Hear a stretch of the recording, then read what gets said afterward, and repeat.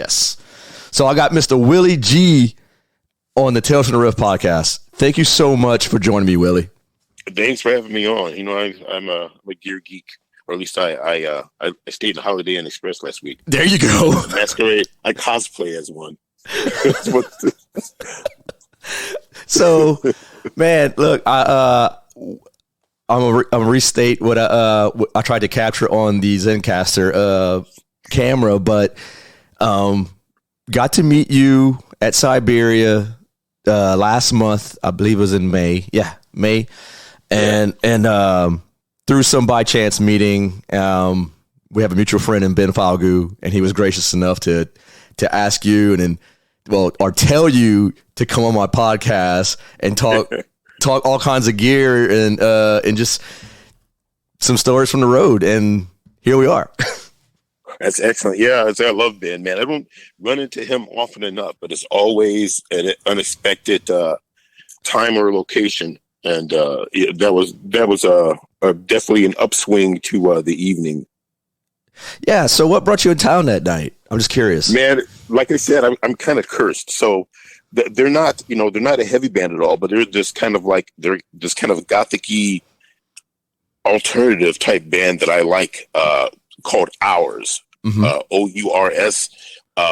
Back in the MTV days, I think it was MTV, maybe it was VH1. I saw a video of theirs in this album they just released called Distorted Lullabies. I thought it was a cool band, and I've been wanting to see them for years, but I think for a while they've been disbanded. Yeah. And the singer, Jimmy, had been doing some things on his own. He's done some solo releases. But, you know, in the line of work that I'm in, a lot of times it just doesn't work out where I want to see a particular act and they're near where I am or I'm near where they are or whatever. And it's never worked out. And those guys have been doing shows, but I've been busy working with this band Avenged Sevenfold. Oh, wow. And, yeah, we had a thing we did in Las Vegas, and I was due to go home the very next day. And I had been looking at the Hours list of gigs, and it seemed like every time they were playing, I was either going to be in rehearsals or literally doing a show, and I couldn't make it work. But then I realized that they were playing in New Orleans the day after our show in Las Vegas, and I was due to go back home to Chicago. Yeah. So I changed my flight to go to New Orleans instead, got a new return flight home from there, all the stuff, got tickets online, did the whole deal. And then Jimmy came down with COVID and was too sick to perform. They had to cancel like 2-3 gigs. And so I got to New Orleans and there was no gig. Wow. Yeah, I can't win, man. That's why this is why I don't plan anything in advance, because it always just blows up in my face. Well, I feel like I just caught lightning in a bottle when I met you that night. Yeah, my buddy GW Justin Manning. Hey, Justin, he's living in New Orleans, and so I met up with him and his girl. Mm-hmm. And we had some fun, just going around, kind of like just went to a bunch of different clubs and seeing, what the hangouts were. There was a place that he took me to that he said usually there's a once a month 60s garage rock dance party, and said at the very least it's good people watching. I'm like, well, I'm down for that. Let me check that out. And we went, and that didn't seem to be going on, but he was playing a lot of retro dance music. It wasn't really garage rock. Yeah. And then we were going to this other bar that had a lot of arcade games, and we walked by and I heard some band cranking out Slayer covers. I'm like, that sounds actually really good. But we were on our way to the arcade thing. So we did that. It's like, let's go check out this other bar where the music is. And I walked in, like, the first person I saw was Ben. Uh-huh. So I'm like, what are you doing here? I thought he was on the road at the time. I guess they didn't leave for like another week or so. Right. And he introduced me to you and that, and here we are now. Yeah. And for those who don't know who Mr. Willie Gee is, let me sum it up for you real fast in a hurry so you can get, the brevity of the situation here. I bet I can sum it up faster. Mr. Willie Gee here is the extraordinary, highly sought go-to guitar tech for all things metal. Ever heard of Slayer? You might have, if you listen to this podcast, you know how important Slayer is to me. Exodus, Gary Holt. He teched for Gary. He teched for Anthrax. He teched for Megadeth, King Diamond, just to name a few. And now Mitch Sevenfold. I mean, you were in high demand, sir. Yeah, well, I don't know. Just like when you're like the most sober person they could find that'll work for a reasonable salary and a cool T-shirt, it's like it makes you in high demand, I guess. But basically, what I tell people, say, "What is it?" I say, "I wipe other people's spit and sweat off instruments for a living." I think you do a whole lot more than just that. I wish it was just that simple, but if you talk to some of these managers, they'll tell you that's all we do. Oh, wow. Yeah. I find this guy. I forgot about it. Someone told me that some death-sitting pencil pusher said that we just put amp on the stage and then stand around rolling joints. Sir, I'll have you know I've never rolled a joint in my life. Wow. So, it's like pistols at dawn, whoever he is. I'm looking for you, you son of a... Anyway, that's another story. So, tell me about life growing up in Gary, Indiana. Oh, man. I don't even really know what to say about that. It's like, it's not like, I was like dodging behind cars, like avoiding gunfire or anything like that. I mean, like there's especially in the early years, there wasn't that kind of share of things going on. But I mean, just like everywhere else in the most part of North America, at one point, Gary was a pretty bustling industrial town, and due to lots of economic factors and things, by the time I started getting into my teen years, it started kind of petering out. But by the time the electric guitar came into play, and the Beatles showed up on Ed Sullivan and everything, everybody in America wanted electric guitars, Right. And Gary's claim to fame, of course, was, the whole Jackson 5 thing, and the Northwest Indiana area in general, especially being, 30 miles away from Chicago, there's music stores everywhere. And I grew up wanting to play guitar. I had an older sister. I had two of my older sisters. They were in their preteen or teen years when I was born. So I grew up listening to their music, and one was really into the British invasion, and the other one was more into Motown and things. And I kind of gravitated towards that because I was watching Beatles stuff, and those guys looked like they were having more fun, and they had guitars, and there was only 4 of them.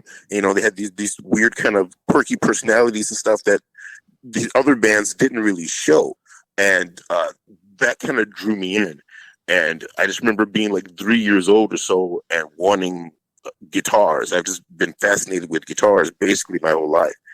So yeah, that whole deal was, trying to convince somebody into letting me get a guitar for Christmas or birthday, whatever. And then after that, it was all not eating lunch and saving your lunch money to, buy a new set of strings or issue Guitar Player magazine, which to this day is still expensive. What the hell is going on? I remember back in the day it was something like $3.50 or $4 an issue or something. That was like $10. Yeah. It's just like, anything you get involved with, it's like they find a way just to wring every dime out of you, I tell you. Do you remember your first guitar that you purchased? I didn't. The first one I purchased or the first one I got? The one you got. How about that? Yeah, my sister got me this thing. It came from a Go Bless department store. And I'm sure that cost her a pretty decent chunk of her secretarial job or whatever it was she was working at the time. But yeah, she got me my first guitar and amp. And it was like a vaguely S-shaped. It wasn't a strap, but it was like if a Fender Strat got really drunk on cheap liquor and picked up a Tesco Del Rey and a CD bar somewhere, that guitar would have been the offspring of that thing. Wow. That paints a pretty picture. It had a Fender headstock, and it had a kind of a Strat body, but there was just like one pickup in it mounted in the middle of the guitar with a non-adjustable bridge that was more kind of like I can't even say it was a two-pneumatic bridge, but it was on 2 posts, but nothing adjusted. It just went up and down for height. So there was no whammy bridge. It was just like a regular hardtail kind of bridge and tailpiece setup, and one pickup mounted in the middle of the guitar. That was like one of those foil kind of looking pickups. Yeah. but there was no gold involved. So it wasn't a gold foil pickup. It was just like a Tyco pickup in the middle of this vaguely S-shaped guitar. Mm-hmm. And but that was my first guitar, and I loved that thing. That and a 5-watt solid state amp that just had volume and tone, and nothing I did got this thing to distort. I remember at one point I took a utility razor to it because I read that Dave Davies from the Kinks cut up a speaker to get more distortion. Nice. So I cut the speaker up with this razor trying to get this thing to distort it, and that was not the ticket. Were you a big fan of the Kinks as well? Yeah, because I grew up on all that British invasion stuff. So whether it was the Beatles, the Kinks, Yardbirds, Hermits, Chad, and any of that stuff, it's like it was all like the earlier kind of like a more pop, British invasion stuff. And by the time my sister left home and went to college or like moved out and got a job and wasn't living at home, and I got to be at the age where I could operate the radio without getting yelled at. The whole thing of that when you're a kid, they never want you to touch anything. Oh, yeah. So by the time I got to be able to operate a radio without getting yelled at, and I started discovering a little things that are a little bit heavier, FM radio, like they always had Led Zeppelin on, or in those days, a lot of like Aerosmith, things like that, but I always gravitated towards guitar music, and my sister was into all those bands. So, I heard the early Beck stuff with Yardbirds, but I didn't really like latch on to a lot of his other releases, the solo stuff, Beck Bogert, Peace, all that kind of stuff until or say Apathy. Is it Apathy or I hear both my entire life. I never know how you pronounce these guys. I've always said it Apathy. Apathy. Yeah. Yeah, I keep doing both. Well, Dio said Apathy. I'm going to go with Dio. Yeah, I'm going with Dio as well. I can't go never wrong. Go wrong. You never go wrong when you back Dio. No, sir. May you rest in peace. What a great guy. Yeah, absolutely. I never had the pleasure of meeting Mr. Dio. God knows I wanted to. He's one of my favorites, in fact. But anyway, I'm really interested. Once you got that first guitar set up, did you just basically just teach yourself how to play? Or yeah, my sister was going to learn to play at one point, or so she said, and she bought that Roy Clark quick picking, fun strumming home guitar course. That was like a book with a 33 record that came with it. Yeah, and I couldn't make sense out of that, but at least I could play the record and figure out how the strings were going to get tuned. Mm-hmm. So that was basically about all I got out of that. So I basically learned how to play guitar one string at a time. I would kind of pick out melodies and notes. And then I figure, if I hit this string and the string next to it, I would make these kind of like 2-note chords, so to speak. Yeah. And then I figured out the power chord. And by the time I got to be about 16, I got 4 lessons for my birthday from a local music store. And that guy taught me bar chords and, some pentatonic scale stuff and things like that, and how to read it. I think I taught myself how to read tablature by then, or wow. I think that my first instructor, I can't even remember this guy's name, which is amazing. I probably got it written down somewhere. Somewhere I still have like the papers that he gave me, like that he would chart out, like, the scales and stuff on that I was supposed to know the next week. But right now, I can't remember that guy's name to save my life. You remember what age were you whenever you started learning by this particular teacher? I got a guitar probably when I was 11 or 12. Wow! And I got the lessons when I was 16. Okay. And up to then, I was just learning things by ear. So like I could play the power chords, and but I didn't know like how to play a bar chord or anything that wasn't like one of those. What we call the cowboy chords, those ones you play up in the first position. Yeah, I could play those, and I could play power chords, but I didn't have the grips on the bar chord and some of these other more sophisticated chordings yet, and I didn't know anything about scales. Mm-hmm. I would just like learn like Ace Frehley leads and stuff, by ear. And I just imagine, like anywhere from 11 to 16-year-old Willie, like. Was the first power chord riffs "You Got Me Going" by the Kinks? Because I mean, that just sounds like that would have been like right up your alley. You're like, dun, dun, dun, dun, dun. Yeah, but I was wise to that way before the Van Halen one came around, of course. Right. But it also could have been "Smoke on the Water," believe it or not. Hey, that was my first. That's the first thing I learned from my from my Guitar Center instructor. But actually, there was also like Rumble by Link Ray. Ah, That was another one. Yes. Because there was a horror host in Chicago that they call Svengoolie, instead of play on Svengali. Now they have the son of Svengoolie, but back in the day, from the late 60s to the 70s, there was a show called Svengoolie, and he would play that Link Ray song as part of his, like, the theme song from his show when he came out. And I was always a big horror buff. We used to watch all that stuff, Creature Features on WGN and all the horror stuff. So between my sister's records and then hearing Rumble on the Svengoolie show, so a lot of the old rock and roll stuff is really, like, ingrained in me. It's like it's almost at like a cellular level or something. It's part of my DNA, all of that old stuff. I grew up on that stuff. So I'm having trouble remember what it was, but it could have been You Really Got Me. It could have been Smoke on the Water. Yeah, I'm betting mostly it was Rumble. Also Link Ray. What was that song? There was a song he had called Rebel Rouser. Or was that Dwayne Eddy? No, that was not Link Ray. I'm thinking Lonnie Mac. I can't remember if it was Dwayne Eddy or Lonnie Mac. But I mean, so a lot of that stuff, a lot of the Dwayne Eddy stuff, my sister played, because that was all like riff-based stuff. Yeah. So were your sisters like ever in a band? She sounded like she would. No, I was the only one in my family that really got involved in that stuff. I mean, I heard rumor that, like, in some of my dad's young years, he tried to have like a vocal group kind of thing going, but that didn't really go anywhere, and nobody seems to really want to admit to it. I don't know how far he ever got with that, or if it's even true. But as far as, like, making the plunge where it's like, I'm going to learn an instrument and blah blah blah, the only person in my family that's ever done that, to my knowledge. Maybe something like, I got, I'm playing a clarinet in high school band for a year or whatever. I think maybe somebody might have done something like that. That's awesome. They still don't get it. They're waiting for me to grow up. They're waiting for me to grow up. In my mid-50s, they're still waiting for the phase to be over.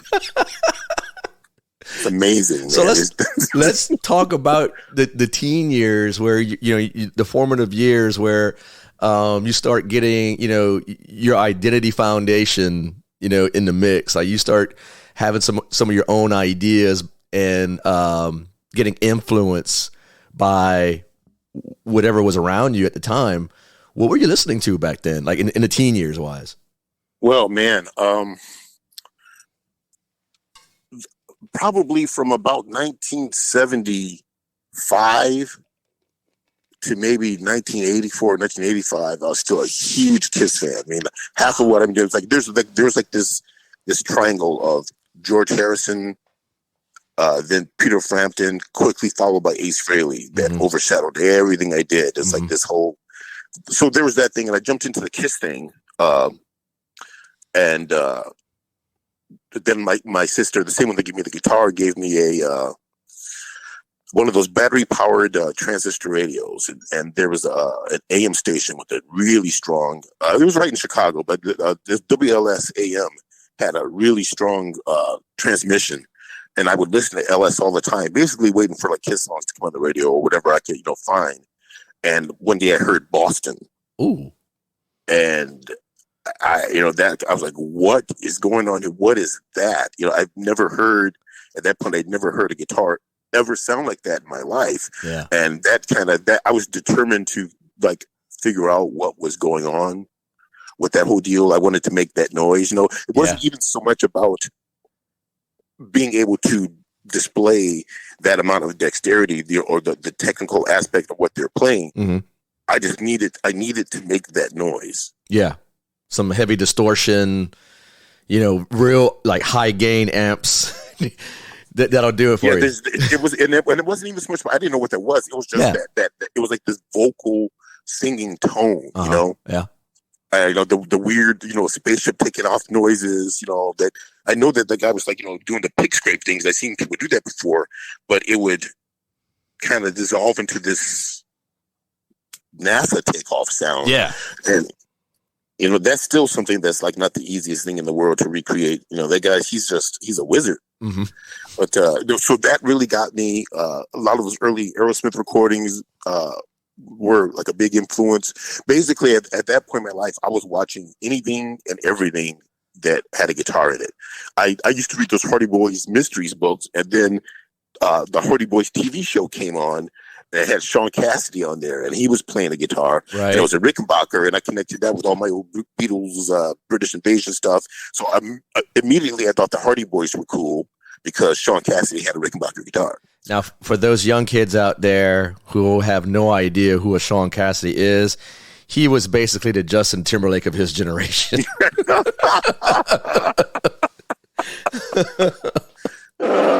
You know, he was a musician, actor wannabe, and I think he's still around making the syndicated talk show host rounds or some shit. I don't know what he's doing now, but I still have a copy of that first album. I was very disappointed when I bought it because I thought that it was going to be full of like rocking numbers, and it's all just pablum. Oh yeah, but I still have it, and I'm embarrassed that I have it. But it was like one of the first records I ever bought. So I kept it, and I was like, man, I was so disappointed when I put this thing on. Yeah, that's I can relate because my mom had, I spoke on it before, but my mom had got me the Sesame Street record player when I was like 4 years old because I was like totally into Sesame Street. Still am. I'm not apologetic for it. But, but the first record she bought for me was Men at Work and, like Men from Down Under and all that. And I think followed was Gary Indiana's own Michael Jackson Beat It. Wow. Yeah, I remember that.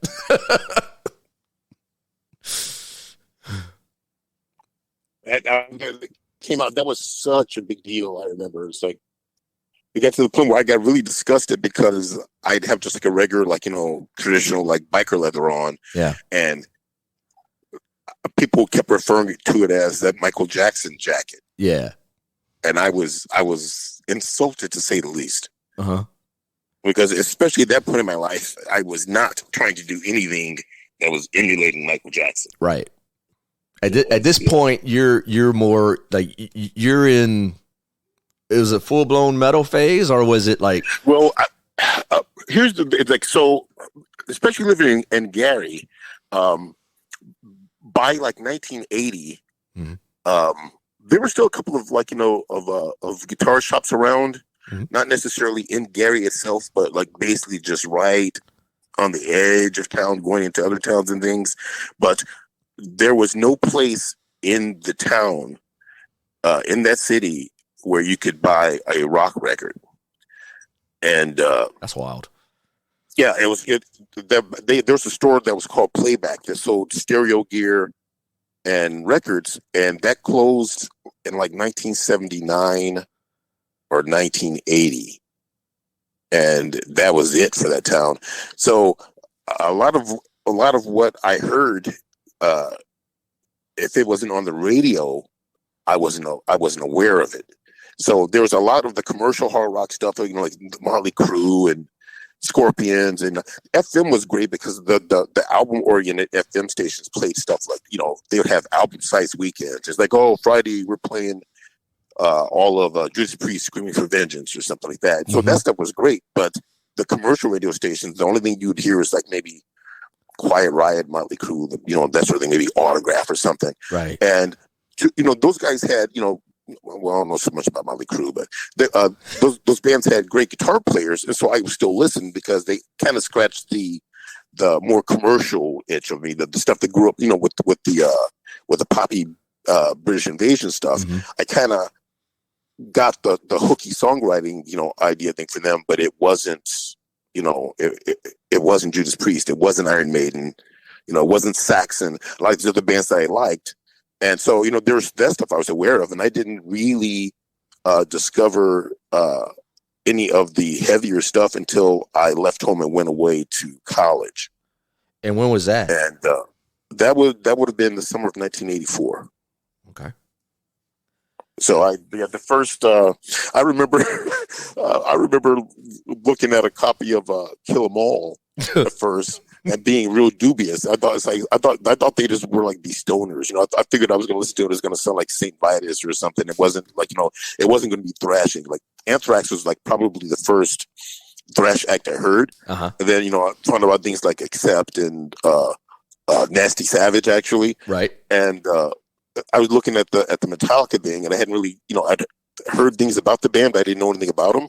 I was looking at them, and I'm like, they just look like, a group of kids that, want to listen to old Sabbath records and argue that Ozzy's better than Dio and smoke weed. Right.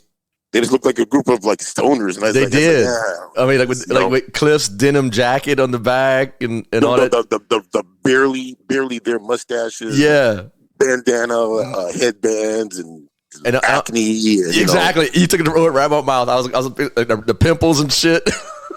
Yeah, dude, I remember once I saw a kid walking through my neighborhood that looked exactly like James Hetfield. He looked, he had like a denim jacket with the sleeves cut off and stuff like that, and it's like unkempt, like wild, like bushy, kind of like blonde hair, and was walking down the street somewhere. I'm like, where did this guy come from?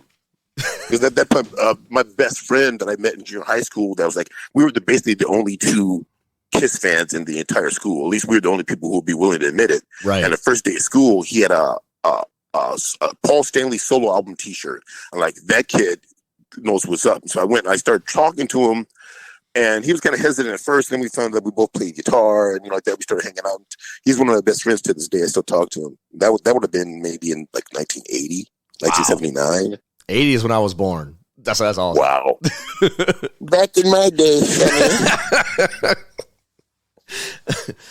man. So basically, from what I just gathered is that you followed the British invasion from as an early age, from the Kinks, Beatles, Yardbirds, and so forth, and you just stuck with that. You knew everything was coming out of the UK. It was going to be on point. Like you mentioned Saxon, you mentioned Judas Priest and Iron Maiden.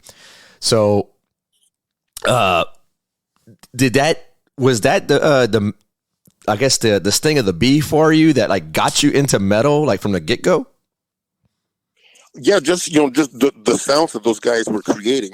But a lot of it actually before that, Thin Lizzy. Oh yeah.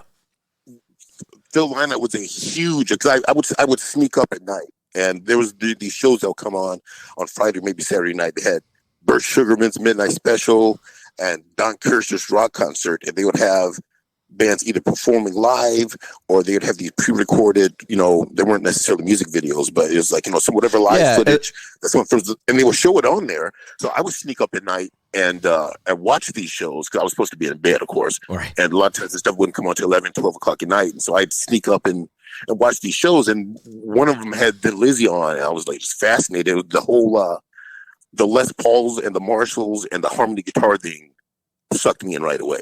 So that was the whole thing that pulled me in. Then, I was paying more attention to bands. They had like, dual leads, that kind of thing. And I got that from Judas Priest, I got that from Iron Maiden. Mm-hmm. But the band that first led me, well, to a certain extent also, because of the Beatles thing, it wasn't really the same thing, but, I kind of glanced at Paul McCartney and Wings. Uh-huh.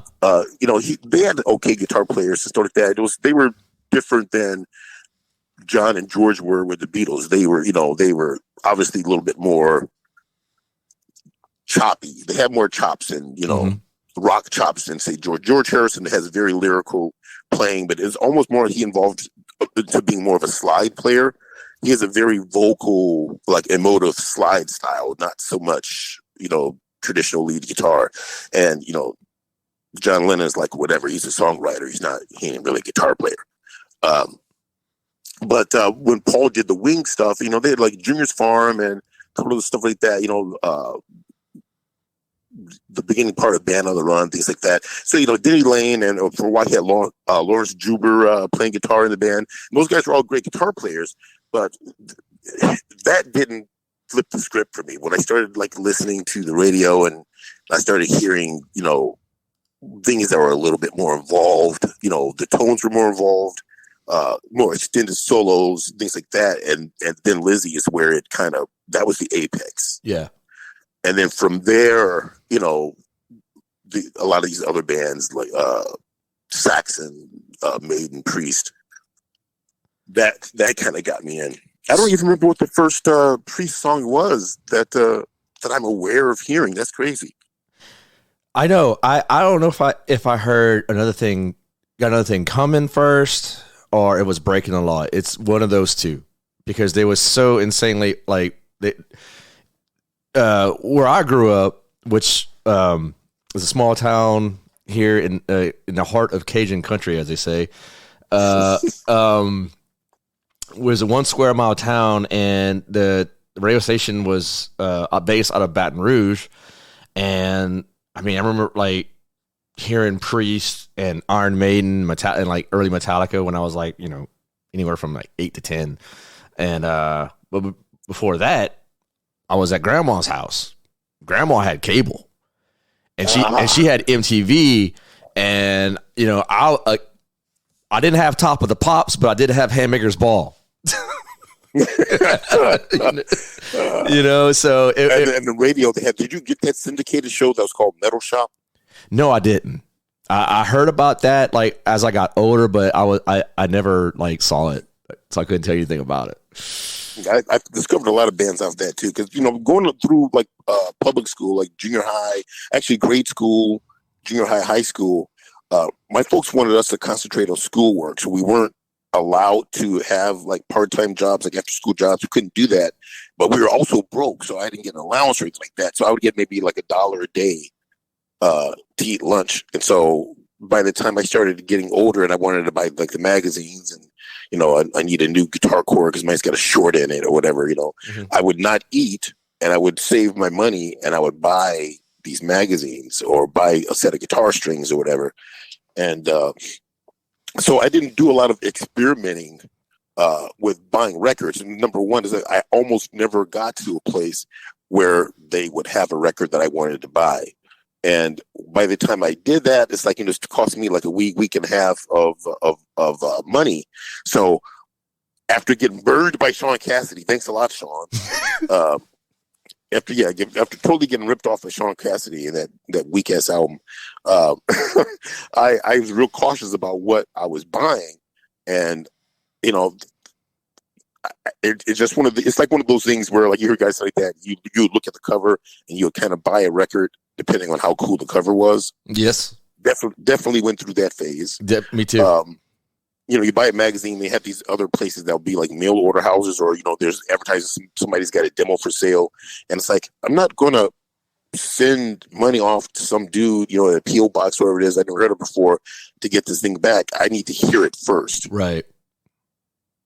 So I didn't really get to experience a lot of this stuff until I went away to school. And I went to a Big Ten college in Southern Indiana. I went to Indiana University. Okay. And down there, everything was like regular, like radio rock or punk, basically. And if you weren't into that was like the time that Born in the USA was out with Springsteen and all that. So if you weren't one of those guys, you had a mohawk, basically. So, you know, and I was like kind of in between, and the normies basically ignored me anyway.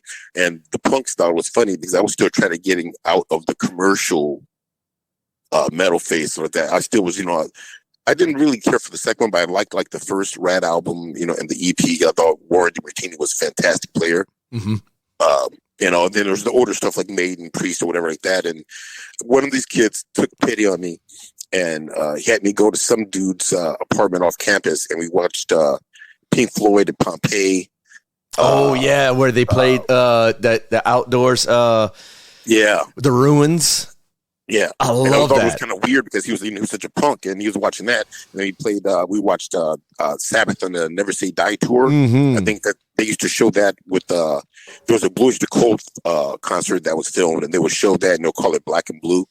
And I would hear those advertised, like when I was in high school. Some of the theaters, like in Chicago or maybe out in the Chicago Burbs, they would be playing like a midnight showing. They'd show Black and Blue, whatever. And of course, there's no way I was going to make that. And the place that I took the lessons at when I was 16, they had an older kid working there. Uh-huh. and he was going to go and see Black Sabbath. I guess this would have been around the Mob Rules tour era like that. But it's like, there's no way my parents were going to let me go to the city with this, kid. They sure was smoking pot, whatever like that, and see this band Black Sabbath with the cross burning on the stage and all this shit. So that was going to happen. So I couldn't get to any of that stuff. I only could find out about the stuff that was like on the radio or in magazines that were more commercially available, like these like Circus and Hip Parade and things like that, because the underground magazines weren't sold at the supermarket. No. And but the thing about those magazines, like in the back, they have advertisements for other places, other distros that were selling more like underground metal and indie things like that. But I wasn't going to send off, $7-8 for some of these records. I never heard of these bands, and every once in a while I would do something like that. But I kind of got into just checking out this other stuff when I went to college, because then I could talk to other kids and listen to their stuff, without having bought it, or having access to a library that had more records that my libraries at home didn't have. So that's when I found, listening to a lot of the Jeff Beck solo stuff, a lot of early Alice Cooper recordings, things like that. So I kind of started filling in the holes in between the British invasion and the late 70s, early 80s hard rock and metal stuff with this other stuff that came in between and led up to it. I got a chance to examine that. A lot of these things, I'd read an article with some band I liked, and they talk about guitar players that influenced them or bands they liked. And it's like, I've never heard of these people before. And by the time I left to do that stuff, I was able to, do a little research and figure out where the stuff was coming from. When you were doing your research about these guitar players, and at this point you've been playing guitar now for about since you're 11, so you're in college, like over 10 years, 17 years. Yeah. So you're listening to a lot of British invasion stuff, and I'm going to say, like, right out the gate, were you like a Marshall guy as far as amps are concerned? My first amplifier, with the one, I had a summer job at one point, and most of my money I bought this older kid's Fender Twin, because he bought a Marshall and he borrowed money from his dad, and he sold me his Twin pretty cheap. Yeah. Because he needed to pay his dad back money that he bought the Marshall with. And so he sold me that Twin and an MXR Distortion Plus for around the neighborhood of about $200. Wow. Which is good that he went that low, because I didn't have much more money left other than that. But yeah, whoever that guy is, I don't remember his name either. I should remember his name, but eternal thanks to him, because that was what I call my first like big boy amp. Before that, I had a bunch of solid state. I had some weird like 15 watt rated. It didn't seem like it was 15 watts, 15 or 20 watt solid state head, and a 210 cabinet that had like the tremolo circuit on it, and that thing wouldn't distort either. But I had a fuzz pedal with that. There was a kid named Lester that was a senior when I was a freshman, and he didn't play guitar anymore, but I guess he played when he was younger, and he would sell me his old effect pedals that he probably got from pawn shops or whatever. And he sold me an old K-Fuzz for like $5. So that was like a week's worth of lunch. I saved, didn't eat lunch for a week, and I gave all my money to Lester, and he gave me this pedal. And now those pedals sell for like a few $100s. Me and my buddy that met in junior high school, we went through about 3 or 4 of these things. They were plastic, and they just could not take the abuse that a teenager, put up to those things. They would suck your battery dry, whether you had anything plugged in or not. The act of plugging the battery into the pedal made it drain. Damn. So you had to take the battery out all the time. Those things were frustrating, but man, that was my first foray into getting any kind of distortion, was that yellow K-Fuzz. I think I had 3 of them. Wow. So you get the distortion fix, and was it at that point, after obtaining those ELO pedals, you were like, man, I need to push this even further? Like, how were you that like gear eccentric, I should say? Yeah, because I was spending all my money on Guitar Player magazine at the time, and I'm reading the articles with people, and they're talking about what they're using, and I'm looking at at the advertisements for stuff, and I remember the first time I saw an ad for Boss pedals, and they're all lined up with different colors. It was like I was looking at candy. Right. It was like all these pedals lined up with these weird names like Slow Gear, Tiwa, all of that, and I had no idea what they did, but they just looked really cool, and I wanted to get my hands on the stuff. And I figured that's how these guys are making these sounds. I wasn't at the point where it's like, it's what you're playing is not necessarily what you're using, but anyone, what you're using helps out a lot. Yeah. And by the time I started, getting some better gear, things started making a little bit more sense to me because things were slowly starting to sound more like they sounded on the recordings I was trying to emulate. I mean, with some, 5 watt or whatever watt solid state amp, and this K thing was like there was on a treadle, so it was almost like it was supposed to be a fuzz wah. I don't know what it did, but it didn't wah. It was either all just mushy, low end, myrtled up mud, or real annoying like transistor stuff at the end of it. But it was distortion, that's all that mattered. But it didn't wah. It just went like,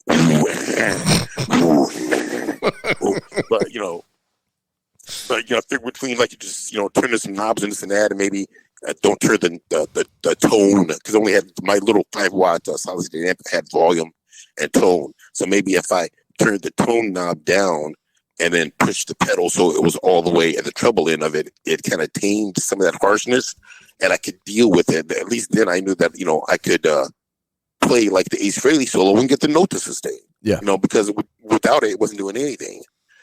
And so that kind of stuff helped a lot. Then I got the Twin and Distortion Plus. That was a big step up from the stupid K pedals, and I wish I still had, because I would have sold them, for $400. But right, $5 investment, $350. That's a $345 profit, isn't it?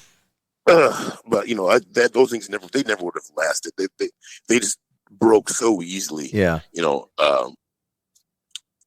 And how kids are with things. You start monkeying around with stuff, trying to figure out how you can modify this, you ruin it.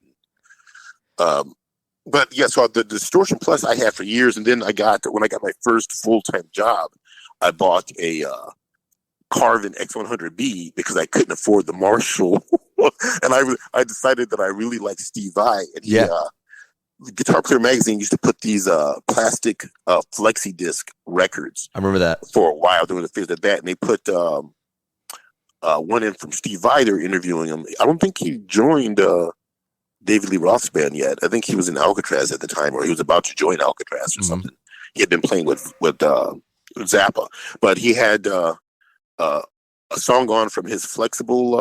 It was the Attitude song from his Flexible record, and a song called Blue Powder, I think it was, that he supposedly recorded with a stock Carvin X100. And I heard that, I'm like, okay, that's the ticket. I'll get that. And so I bought that thing, and when I did, I'm like, I'll never need a distortion pedal again. And I gave away my Distortion Plus to a guy I worked with. And man, was that another big mistake to make. But again, I think I'm going to say tube distortion, like tube amplifier gain, and the distortion that you get from a pedal are not related at all. But yeah, I'm still trying to figure out how to get things to work. As am I. You've been at this game a lot longer than I have, as far as acquiring gear and shaping and contouring tone. And I'm really curious to hear your take. Like, is tone in the fingers, or it's something that like you're playing?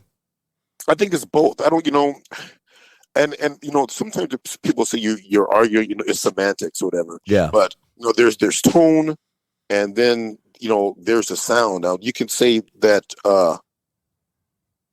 your sound is in your fingers, because you're going to say that no matter what guitar or what amp you're playing, if you've developed your own sound, your own style, you're going to sound like you no matter what you're playing. The tone will change, I think, depending on what you're playing, but your sound, you're always going to sound like you. So I mean, and I guess that's an arguable thing. Some people would that could go on forever with people arguing that thing. But I think that that the equipment you're using definitely it makes a difference. You know, if you can't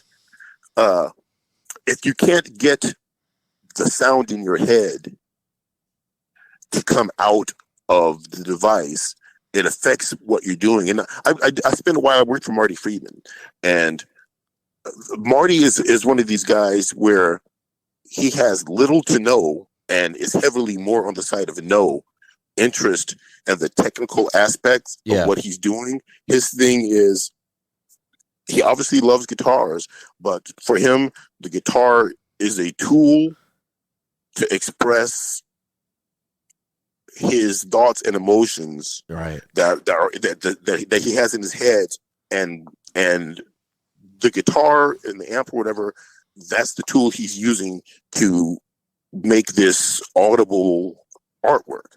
And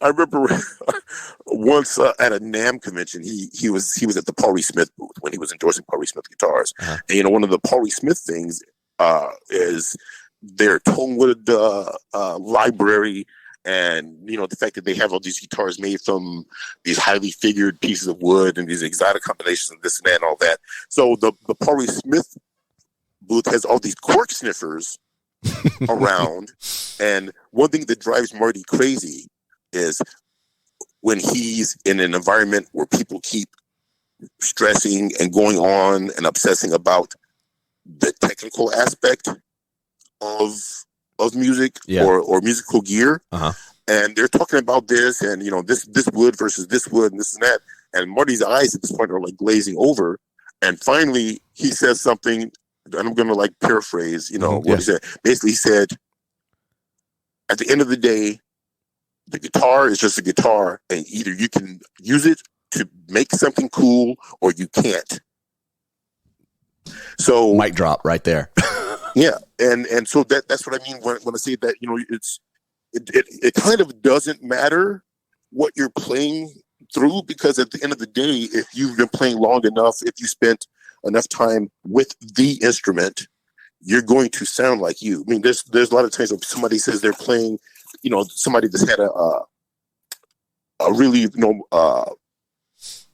specific sound, and then somebody plays their rig and it says it didn't sound anything like him when I was playing it. And that's what's like, because it's coming from you. It's everything from the kind of pick that you're normally using to attack the strings, the angle that you're doing it, what your finger pressure is. There's a lot of things that you know go into making that sound, and how well you're able to use the tools is what helps you know, get your point across musically. And if you get the stuff that's working for you the way you want it, you're not thinking so much about the process of getting the sound out. You're just going to play. Right. And if you're enjoying that tone, and let's say you got a very legato style, or, you know, or maybe you're somebody that's really influenced in the long, you know, at the end of the day, you're kind of influenced by the whole like saxophone phrasing style of playing, where you need like the sustain and stuff. If you're not getting that, it makes you play a different way. You know, if you're playing the rig and your technique and your style has always been something where you play a lot of legato stuff, or you do a lot of long sustaining notes like a Carlos Santana kind of thing, and you're playing some rig and it doesn't do that, then all of a sudden your technique doesn't work, and now you're trying to think about ways around it. So I think that the tone is one thing. The gear is definitely a big part of it, because it's what allows you to do what you need to do. But at the end of the day, your sound is your sound. You know, there's a lot of people who don't know the difference between having a style and having some sound. There was a local band once, when my band was looking for a singer. We were trying to talk this guy into not necessarily quitting his band, but coming and checking out us because we needed a singer really bad.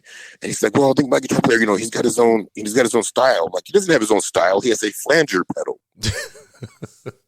The guy used flanger all the time. Mm-hmm. That's not a style. Yeah, that's a certain sound. Take his flanger away, and yeah, take his flanger away, and what he's got. Yeah, he's got nothing. He's like, there's nothing that he's doing that's particularly, not to knock somebody, but it wasn't like he was doing anything particularly interesting. Uh-huh. He didn't have some technique that he mastered. There was nothing that he was doing that was any different than any other guy. He just had this flanger on all the time. Mm-hmm. And nobody else is playing with a flanger on all the time. So it's going to go, yeah, he's got his own sound. No, he doesn't have. He's got a flanger. So then I think the guy realized, but it's like, I could tell that he realized that we were telling the truth, but at the same time, he was just very hesitant about us. But the guy never did come and track up for the band, but I think I made him look at his guitar player in a different light after that. So how long were you a touring musician? I was never really a touring musician. Okay. I was in a band. We occasionally travel out and do some shows, but I never went like my buddy. God, what's wrong with me? I can't even speak people's names anymore. My buddy Mike, he was in a band I think with his brother, and they would tour around. Back in those days, you could have a band, and if you're lucky enough to have a truck or get a truck, you just had your stuff and you put it in there, and especially more in the South and seemingly like around the Eastern Seaboard, there was more of a kind of a circuit mm-hmm. where bands could go and they could go out and they could play all these places. And that kind of in the Midwest, I guess, too. But by the time I was kind of coming of age, that wasn't happening in the Midwest so much, to my knowledge. There were still clubs you could go, you could do, maybe anywhere from Michigan to Missouri, maybe, or something like that. There's places you could hit, but it seemed like that was more prevalent on the East Coast and in the South. Uh-huh. There was a lot of like bands that would go and they would put their stuff and they would do those shows. I was never a part of that whole deal. I was just in a local act, a local band that we were writing our stuff and just more playing locally and trading shows with bands. Maybe go to like Milwaukee or go to Louisville and play some gigs. But it wasn't something that happened all that often. What type of music you were playing back then? Well, I started out playing like old classic rock stuff and just kind of top 40 stuff with these older guys. I started playing with them maybe around the time when I was 16. Wow. Through I think the youngest guy after me was 28 and the other guys were in their 30s.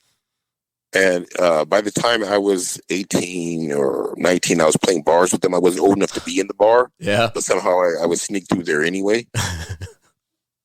And, we're just playing anything from like old Doors songs to Tom Petty, just, at one point we took our stab at playing the bass player bought a keyboard and we'd play like some Cars songs or something like that. But, as the 80s progressed, I kind of wanted to play metal and things became a little more strained between me and the older guy, and the bass player like got some jobs where and he moved to another state and, mm-hmm.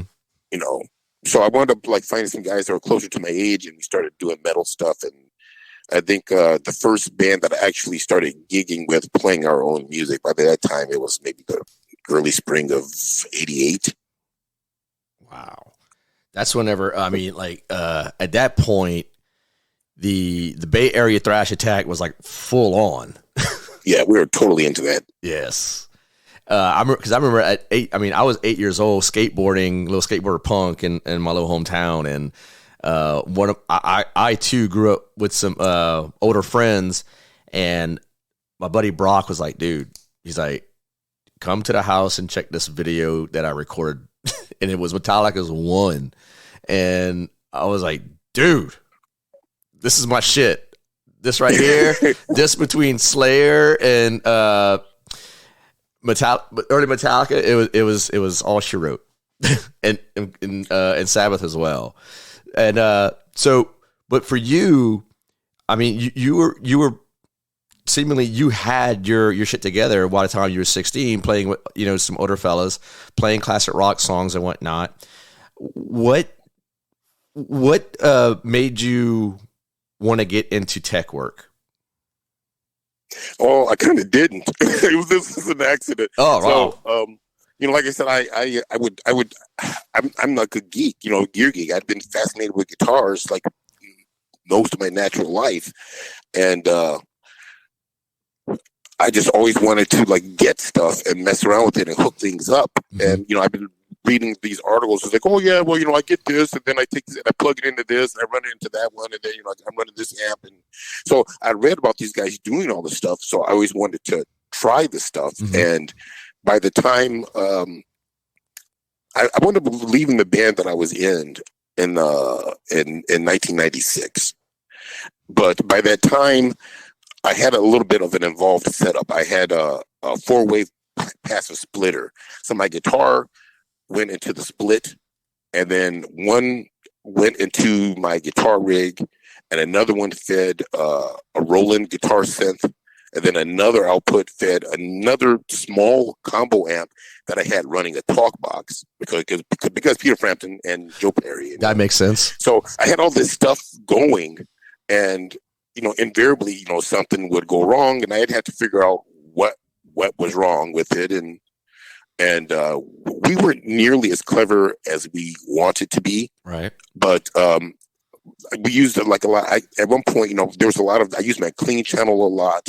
I was using, I had one of those stupid ART rack mount multi-effect things, Remember those the SGE Mach, whatever, SGE 2000, whatever. All those other, so I used to have all this crap. And, there were songs where we'd go from like a heavy part, and then I'd switch, and I'd have my clean channel with a pitch transposer on up an octave to try to like simulate like a 12-string guitar, and then switch back out into the heavy distortion, and kick in another thing where I'm using the talk box, and then the guitar synth, with string pads and all this kind of stuff will go on. And there was a band that we were friendly with, and the singer played guitar a little bit, but he didn't play in the band. But he would come by my place every once in a while just to see what I was working on and see, what I had hooked up.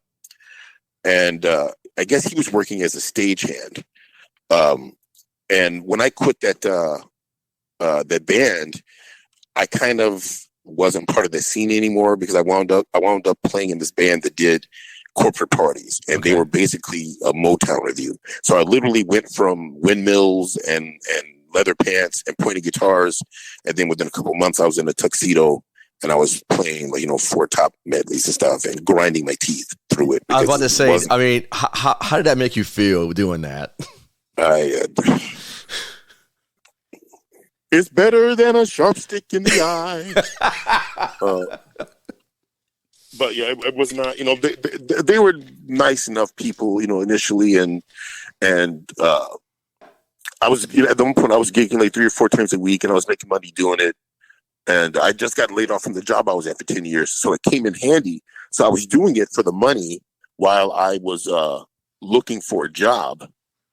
And, but I was hating it, because like the more I did it, the more I hated it. Right. And, so my buddy that was in this other band somehow became a touring guy.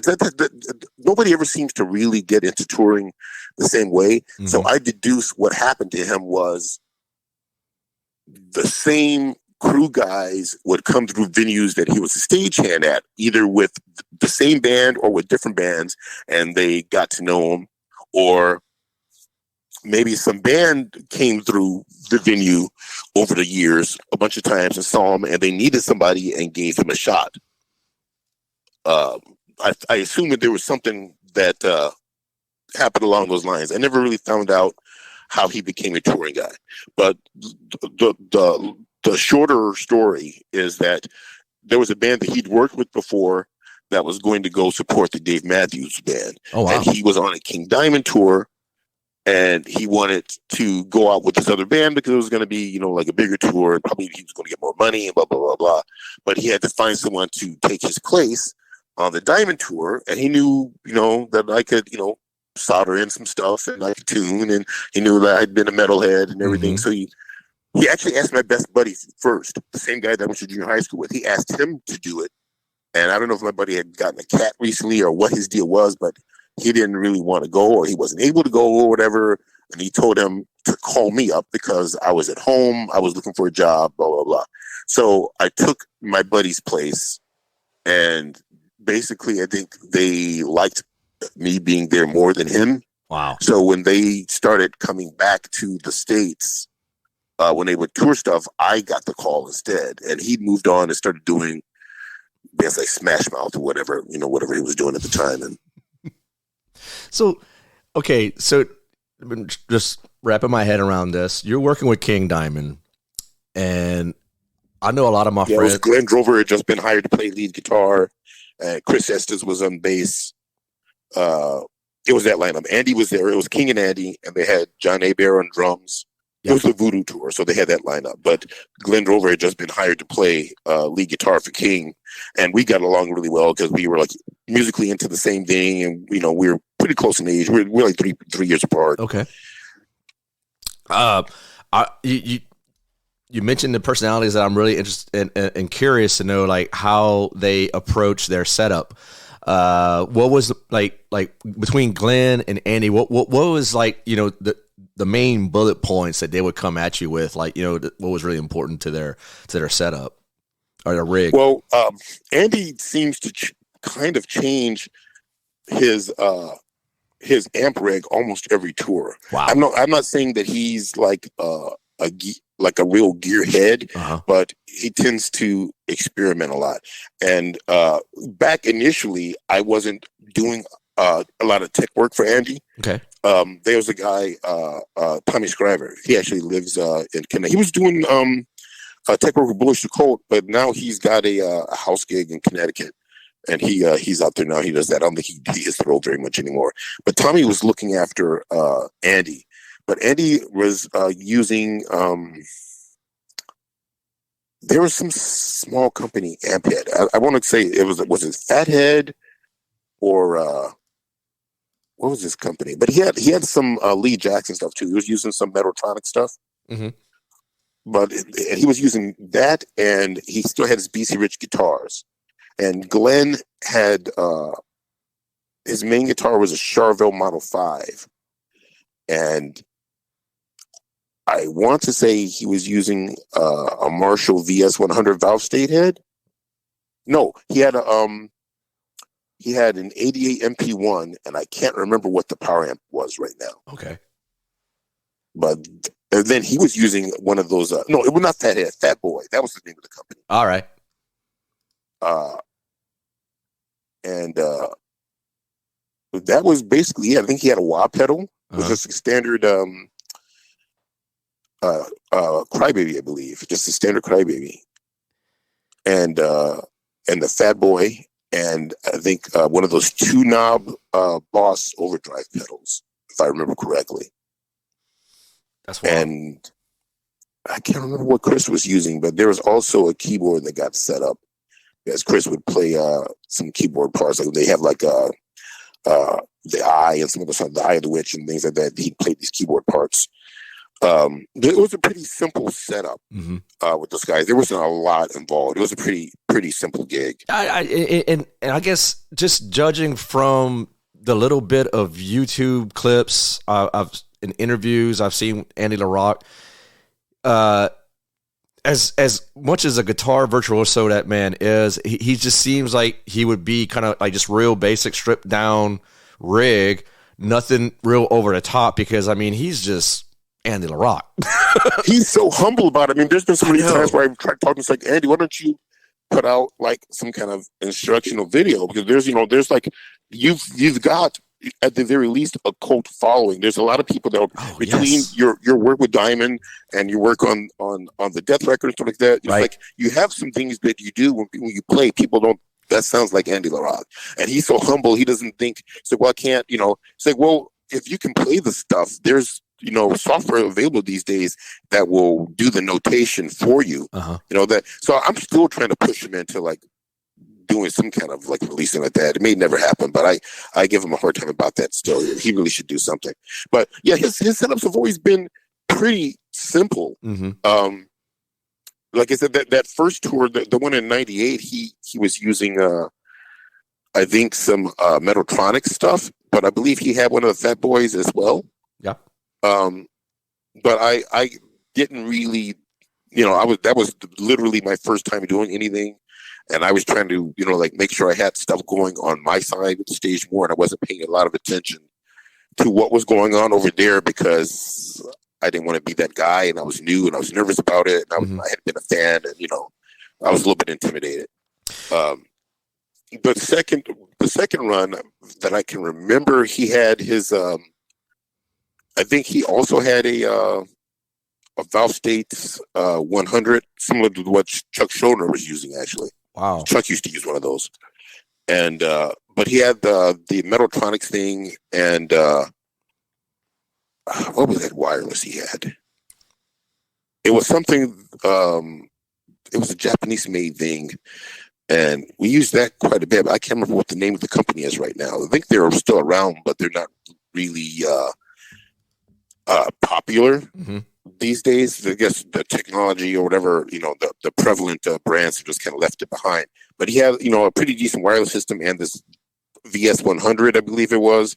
But he also had his Lee Jackson preamp, and he had a wah pedal as well. And of course the selector for the amp. And then for the tour after that, he was running a floor model Digitech. I forget what model this is, but basically it was the predecessor of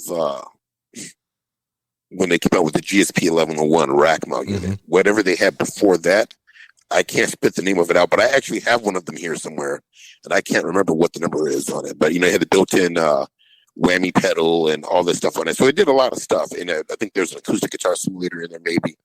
And he ran that in, and the tour after that, I think he may have still been using that. And more recently, he had been using Line 6 stuff. And he went from, he was using, most recently he had the Helix. Okay. But before that, he was using that, what was called the HD 500X or something like that. Yeah, he gets really good tones, and a lot of times the gear he's using isn't that involved at all. Matter of fact, that last King Diamond tour that we did, he had the pod was going direct. We didn't have any backline. Wow. There was no cabinets, no nothing. Before that, he had the Line 6 unit going into, I believe, a Crown power amp, into Marshall 412, and a little bit more center stage, there was a Marshall 212. And we ran that, but then on the tour after that, there was no back line at all. It was all direct, which kind of broke my heart. But speaking of which, I'm real curious of your taste now. I know we chatted about it in private about some of the things that you want to accomplish with your rig setup, but what is something that you at home or wherever you are, just you want to plug into and get some tones, get a certain tone that you're like, okay, I'm good with this right now? Well, I'm home so infrequently, I almost never get to touch my gear anymore. Okay. And the vast majority of it I have in storage, but depending on what I'm doing and how many people are in the house when I'm doing it, I can be plugged into anything from one of those little Black Star Fly amps. Yeah. To like right next to me, I've got one of those Vox AC4 TV things where you can dial it down from, say, I think it goes as high as 4 watts and it goes down to 1/10 of a watt. Damn. Yeah, I mean, look at this thing, see what these say. I can't even remember exactly what it is because, to be quite honest, I usually play it at one of the low wattage settings. I can't remember what it is. Yeah, it's 4 watts, 1 watt, and 1/10 of a watt. And I wind up using that way more often than you would think, because it's convenient. It's there. It's not very obnoxious, Right. Because I've got roommates and they don't want to hear me making noise, even though one of them is a guitar player himself. Yeah, I share a place with Larry from November's Doom. If anybody knows the band November's Doom, Larry and I used to be in a band together years ago. I met him back around '89, and we've been bands together off and on basically ever since then.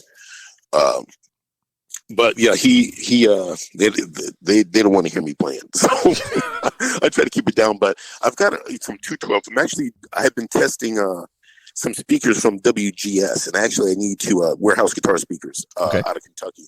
I've always been, I'm a Celestion guy, but I'm really impressed and pleased with these WGS speakers. Uh-huh. I was telling the rep that I don't necessarily prefer the WGS to the Celestion, but I definitely like them, and I do plan on using some of them. So actually, I'm going to have to hit them up and order some, because I think I want to load up a 412 with some and test them. I'm testing a couple of different models here. I've been putting them in. I've got an old Marshall 212, an 800 series 212. Okay. That originally had the GT 1270s in there, and they sent me a Reaper and this other thing. I think it's like a Patriot. So it's like it's basically their version of a G12H Heritage Vintage 30, like a 30-watt rated one, and kind of like maybe a greenback. Yeah, and I'm really liking it. And then I got another one that actually, a cabinet that actually did wind up having a Celestion G12H and a greenback in it. And so I've been going back and forth with that, and I'm really impressed with these WGS speakers. So I've got that, and I have this small head that was called a bum box. That the story, I got it from my buddy Paul Muniz that worked for Harman. That's Digitech Lexicon DoD out in Utah. He got this amp years ago he says he got it from Yngwie Malmsteen's manager, because Yngwie got it from some company or something like that, and he hated it. Wow. And they gave it to Paul. Dude. And Paul had it for years, and then for whatever reason, he gave it to me. So I've got that thing, and that's like a 1-watt tube head. Yeah. That looks a lot like a Marshall head in a way. And I like to play around with that. But I haven't really put it through its paces yet. Most of the time now, I use I've got this little Moore MOSFET pedal power amp called a Baby Bomb 30. I didn't get it from Gary Holt, but I got the idea from Gary Holt. Gary was trying out all this Moore brand of stuff, and they sent him this pedal preamp that had like 3 channels on it, and a Baby Bomb, and he would use it at guitar clinics and to warm up backstage at Slayer gigs. And I'd put a 412 cabinet, and I'd hook this thing up, and it's loud as hell. It's like 30 watts. It's all like MOSFET, whatever, class, what is it?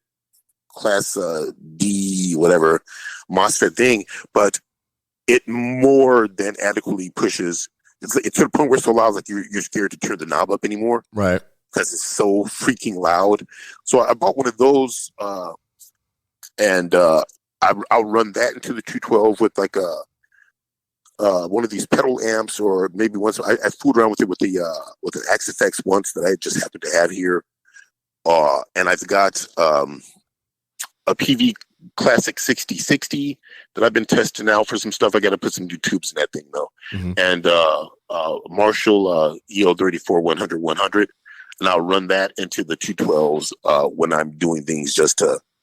But I don't get a chance to really, rock it, let's say, because it's just so loud. Most of the time, if I'm playing around, usually I'm either in that little Vox or I'm using the Fly, because I can play and not be noticed as much that I'm playing with those. But if nobody's here, hey, I can't say what happens if nobody's home. At one point, Larry and I, when I got an early 90s 1959 Super Lead, and we hooked it up to a 412 in the garage, and we're having a lot of trouble comparing the jump channels from just running into the high treble and like that, and right, we got stupid loud with that thing. I bet. But yeah. I want to experiment with that. Now, I'm trying to get up the gall to ask him, but I have reason to believe that it might have belonged to Paul Gilbert. Oh wow! And I've got Paul's contact information, but I don't like to bother him because he's a family man now, and he's got a lot of irons in the fire. Yeah. He's always doing something, and I don't want to pester him with petty things. But I really want to ask him if, by any chance, this was his amp. Yeah, probably was. Yep. Yeah, a buddy of mine told me about the store, and she bought one of the amps. She says, "Yeah, they got one or two left." And I called the place up.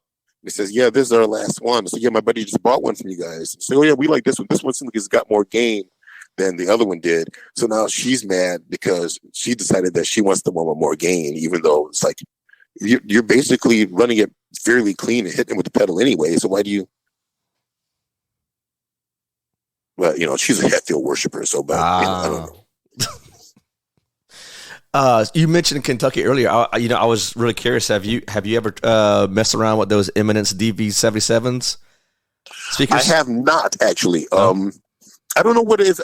I've played a few cabs that have Eminence in there, but I've never played one with an amp that I was all that familiar with. Yeah. So I never really had a fair gauge of what was going on with it.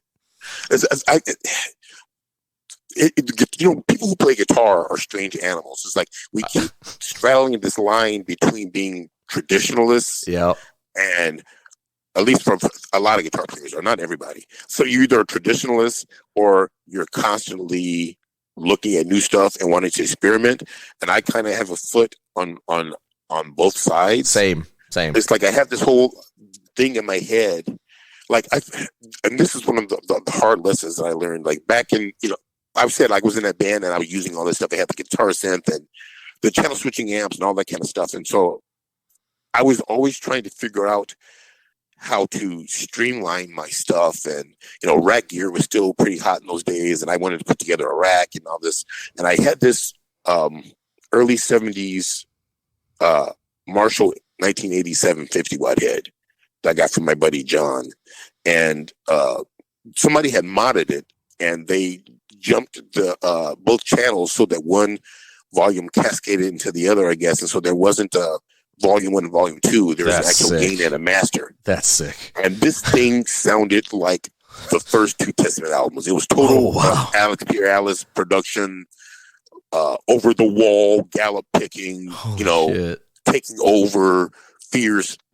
But the hiss that came from that amp was unholy. Really? It was so freaking noisy.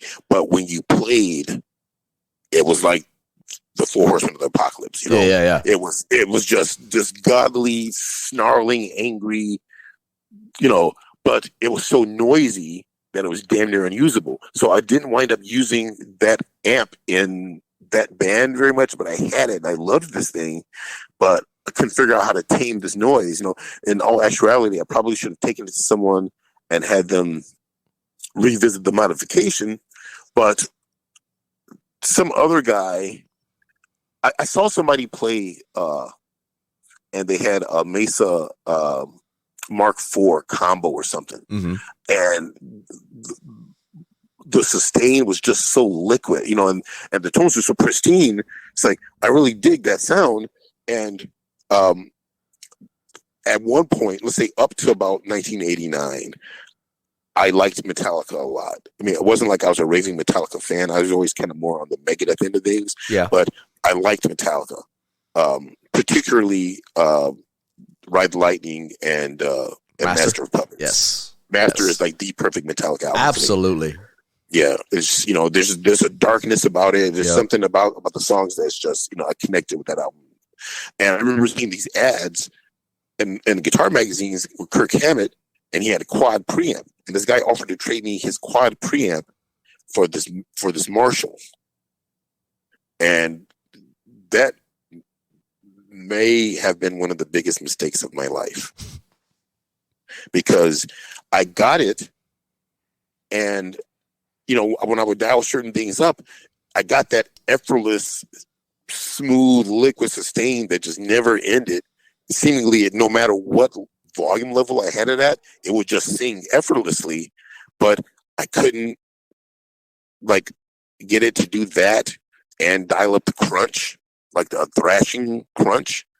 And the thing that was great about it is it had the two different modes, and each mode had two switchable sides. So you had basically you had four tones to switch from, not counting the graphic.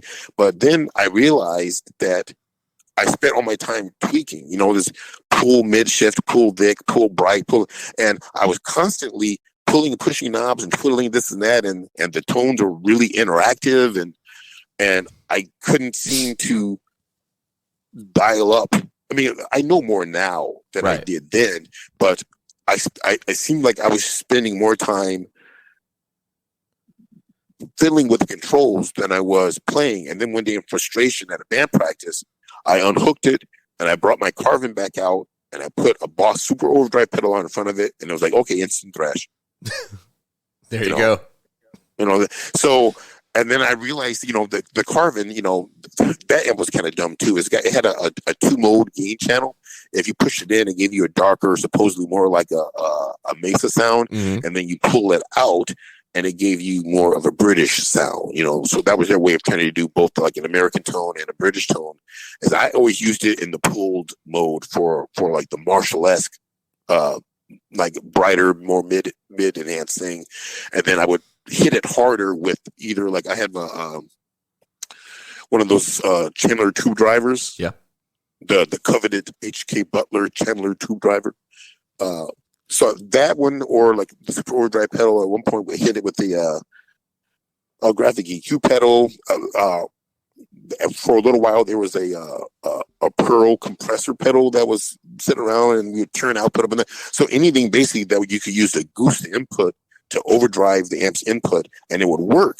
And that's how I discovered the hard way that the sound in my head is basically made by British amps. And still, there's a lot of people that play Mesa, and I love their tones and stuff. Yeah. But that doesn't work for me. It's just like I said before. It's like the sound in your head. If you get the gear that facilitates the sound that you have in your head, it makes it easier to do what you're trying to do. And I discovered the hard way that the sound in my head is British amplifiers. And I don't know if that comes from all the British invasion stuff that I listen to, and everyone that once I started really getting into guitar, it seemed like everybody that I admired the most were playing Marshalls and usually Gibsons, if not a straight up Les Paul. So that's what makes that sound in my head. Yeah.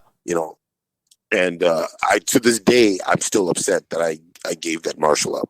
And I think I keep telling myself I should sell the Mesa because I don't touch it, but I haven't been able to come to grips with letting it go because I got rid of the Marshall to get it. Mm-hmm. Yeah. I myself personally, I only been playing guitar now for about 4 years, and the gear acquiring, like, no one warned me about that at all.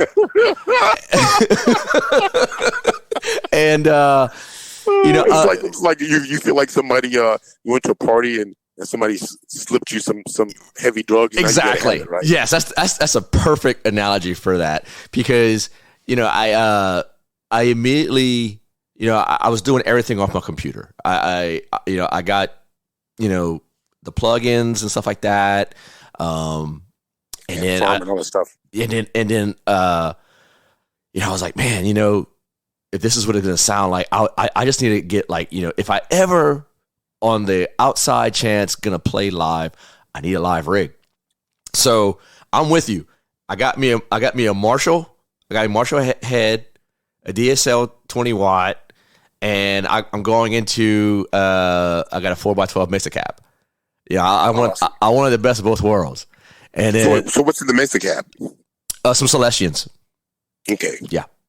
I thought this was going to be where you talk about the eminent stuff. I didn't know Well, whether you no, loaded something. I'm actually the reason why I asked you that is because like any typical gear nerd, I want something a little bit more custom, and I dispatched Mr. Aaron from Warlock Cabinets.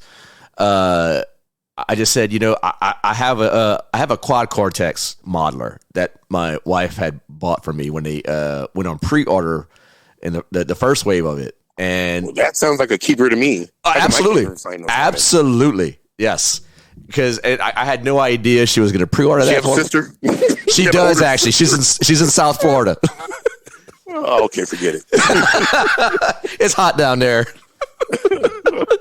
And but yeah, she bought me a quad cortex, and so I got the cab, and then but I mean this I don't know your stance on amp modeling, but I am like so freaking into this.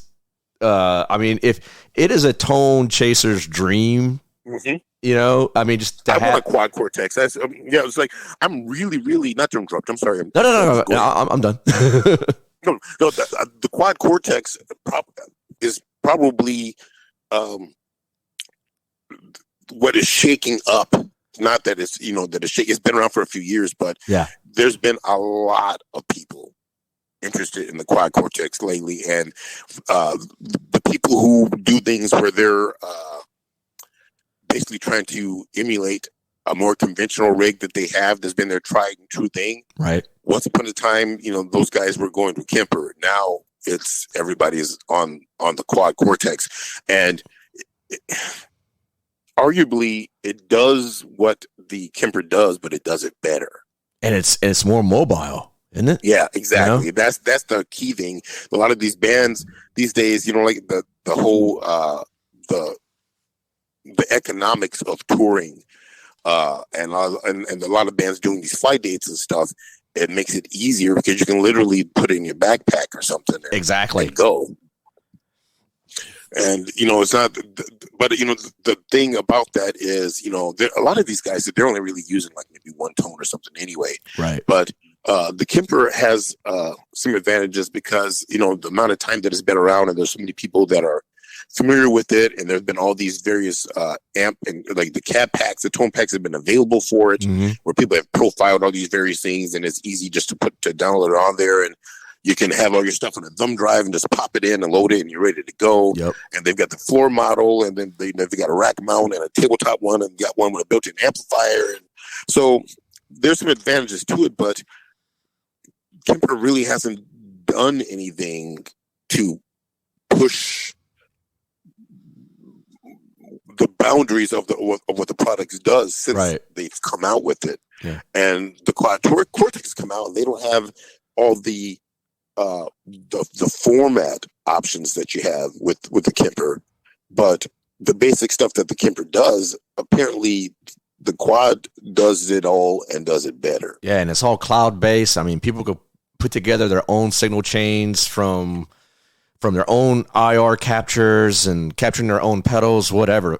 And some of it sounds like awesome. Some of it, it's kind of, you take it for a grain of salt because it's somebody, doing it in their own room.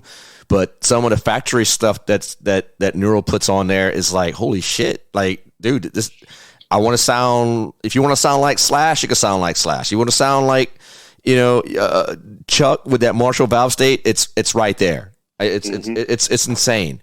Yeah, I think I'm at the point where I would only purchase one more valve state amp,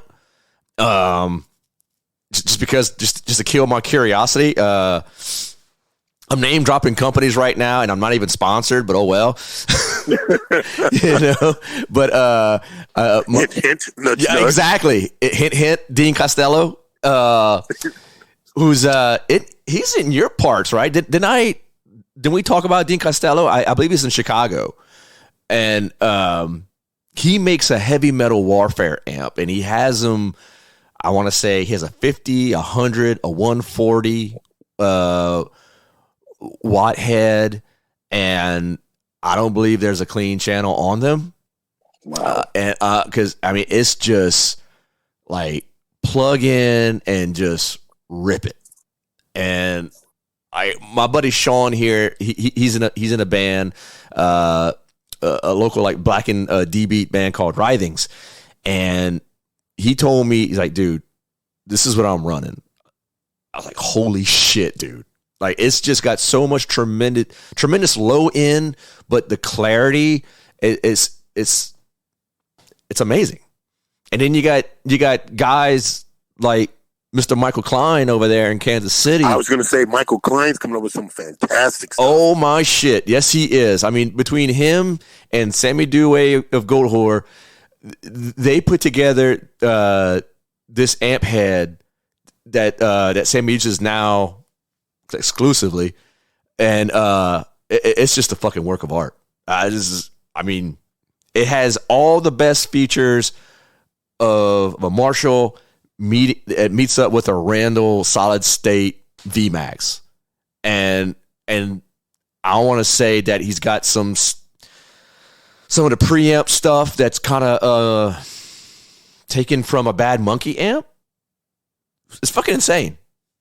Wait, a Bad Monkey amp? Yes. Not amp. I'm sorry, pedal. I misspoke. Oh. You know, those things used to be around all the time. They were a dime a dozen. Right. Glenn used to, he had a deal with Digitech, and so he got some of them, and he would give them away to people. I remember he gave one to Steve Esquivel from Skin Lab before, and I think Steve was still using it. And I blew those things off for the longest time, because it's like, it sounded great. It was a great sounding pedal, but I just didn't really pay much attention to it.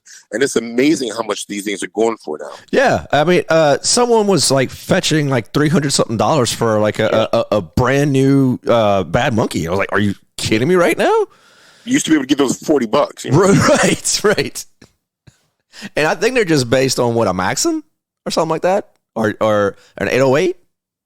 Yeah, I believe so. I think it was their answer to, like, you know, your typical kind of mid-humped drive pedal, like some kind of tube screamer. I don't know if it was like a TS9 or a TS808.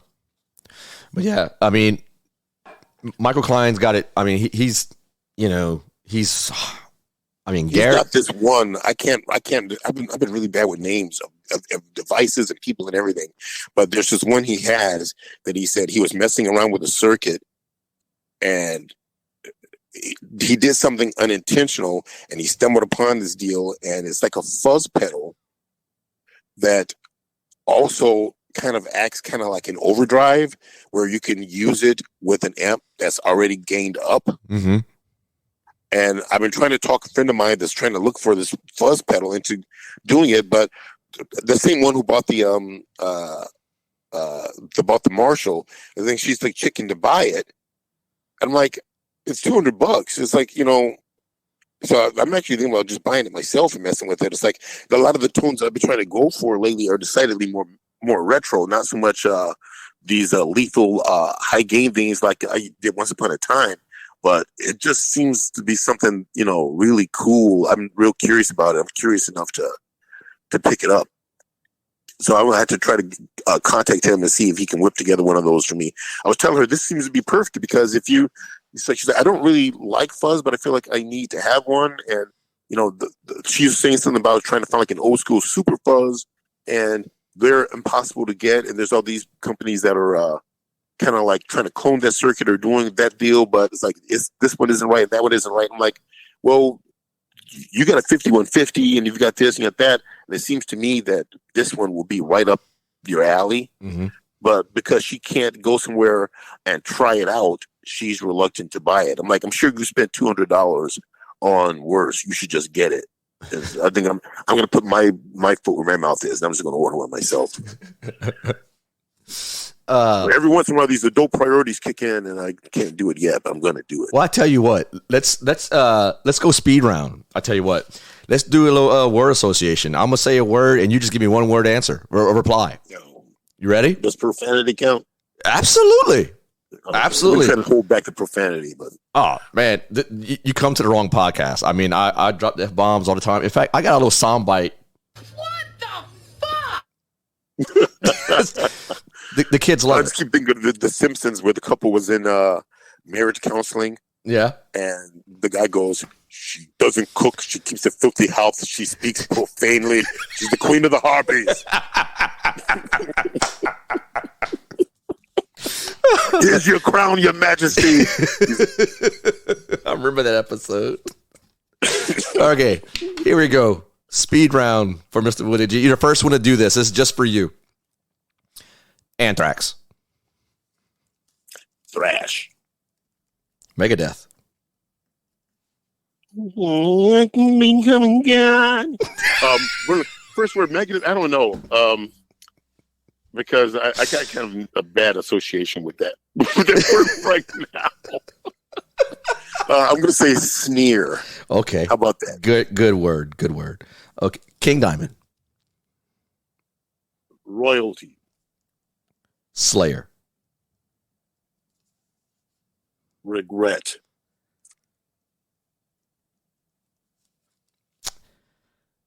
Everything went to shit when Slayer disbanded, so there's a regret. Oh, man. Damn. Think about it. Yeah. I mean, everything did go to shit. Everything really, I mean, like, as soon as Slayer disbanded, it's like the world fucking just went in flux. I don't know.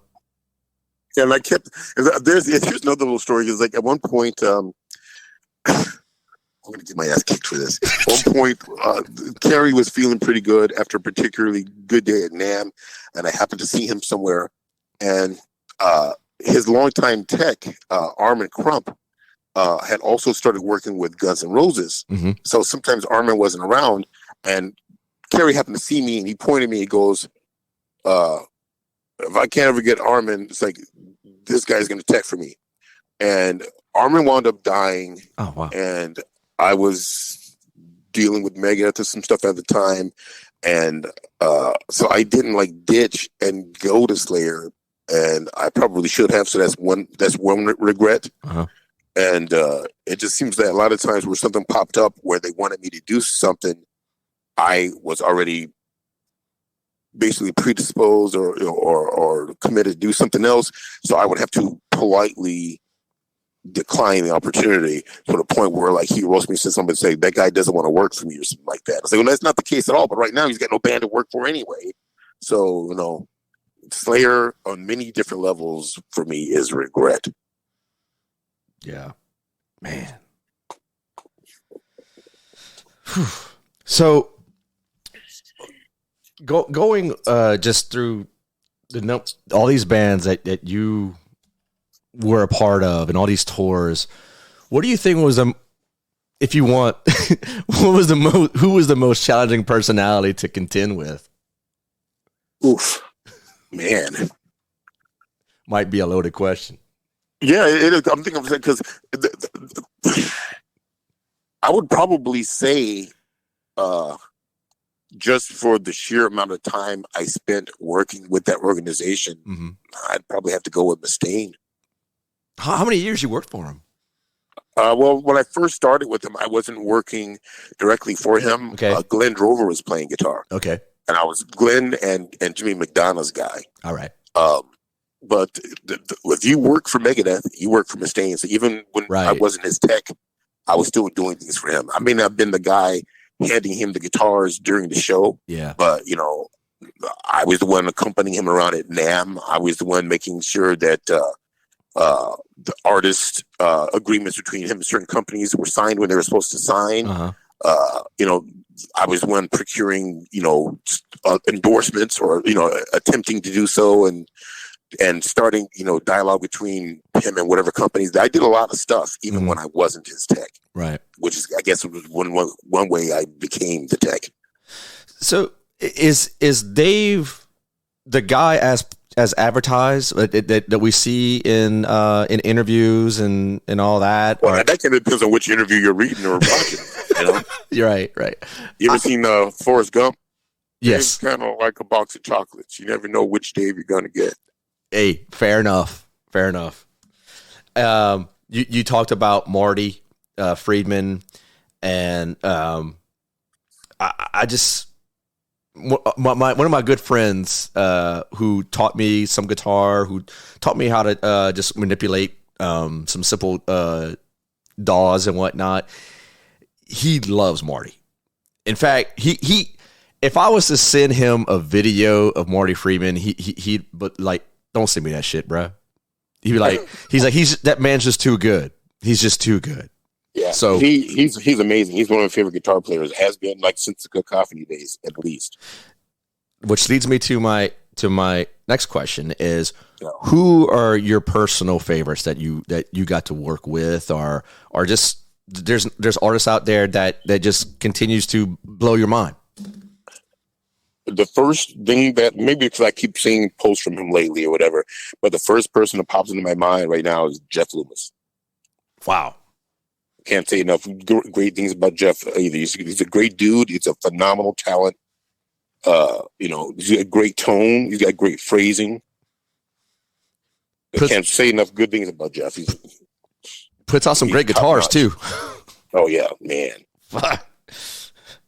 One of my good friends, Toby, actually waited like the better part of like a year and a half or something like that for that Jeff Loomis model, that Kelly. The like the ash one that looks like it's the sandblasted looking. Yes. Oh man, yeah, that thing's hot. Yeah, it is. I mean, I love the pickups. I mean, you don't have to change those pickups if you don't want to. I mean, you really don't. I mean, it's just made from metal, man. Jeff knows what the fuck he's doing. That's for sure. He's got a history of playing. But Jeff's had a bunch of different guitars in his time, and he still does have a lot of guitars. But I still remember in the old Nevermore days, and he had that Randy Rhoads, and a lot of times I still kind of associate his 6-string guitars with that. What? Never played the guitar when I was working for him, but wow. What are some of your I say, what was the most challenging thing for you of like just being on the road? I mean, I know that it's your livelihood, and I can't imagine any better job than what you got. I can. Maybe a punter, for an NFL team, or a second string quarterback holding a clipboard. But I mean, what's some of the challenges that just kind of like you get into it and you're like, man, not today. It could be anything. A lot of times, something that'll ruin the day for me is something that happens at the last minute and makes me scramble like right before a show, like a fire drill. Like at one point, like we did a show outdoors. It wasn't. It was in the middle of nowhere. I don't want to say it was like a desert or something, but in the distance, there's a mountain. We were outdoors somewhere in Peru. Oh, wow. I believe it was. And the sun went down and the temperature dropped and the guitars went fucking nuts. And I was scrambling to try to adjust necks and get stuff going everything before they walked out there. And it's just that kind of, I don't need that kind of stress in my life. Yeah. And it happens all the time. I just did a gig last week, a sold out show at the LA Forum, and it's changeover going on, and I'm I had restrung a bunch of instruments and I was double checking some stuff and checking the tuning, and maybe this seems like it's slipping a little bit, and give it a little tug and go tune it again, and then the string breaks. Damn. So I don't know whether I got a bad batch or what was going on, but I broke 3 strings that day just trying to restring an instrument. Wow. And I thought everything was fine. And then, it sat for a while. I was like, it's still going a little bit flat. So I stretch it a little bit, and then I start tuning it again. And bang! Like Uncle Pecos and Tom the Cat. You need another whisker, nephew. I'm like, what the? So I'm going out of my mind. I'm like, if he gets real aggressive with this, is he going to snap? It's like a hometown show for these guys, forum sold out and the strings. So it was just one of those gigs, and that kind of stuff is soul crushing for me because it's like, what's going to happen next? I remember once a Megadeth gig. It was in New Mexico, and it was one of those sheds that was outdoors, and things just kept happening. Something happened to Mustaine's in-ear pack or something right before they come on stage. I just checked the guitar in front of, was 9,000, 12,000 people out there, whatever it was. And it was fine. I go and I give him the guitar. It says, I need new cable for my in-ear pack. I need new something for my in-ear pack. So I get my radio and I call the monitor guy. The guy comes running over. Dave's wearing the guitar. He's, fumbling around, trying to get stuff in his back pocket. And then he runs out on the stage, starts to play, and no sound comes out. He looks at me. I look at him. I look at the amp rack. Everything's fine. I look at him again. He goes to start playing again. No sound comes out. Takes the guitar off and smashes it. Shit. And so I run out to grab the guitar, and I realized that when he was fumbling around, like trying to get his inner pack back into his back pocket, he partially unplugged himself. So he broke the connection. And and thus blaming everything on his guitar tech. Well, they always do that. They always do that. That's another reason why I hate this job.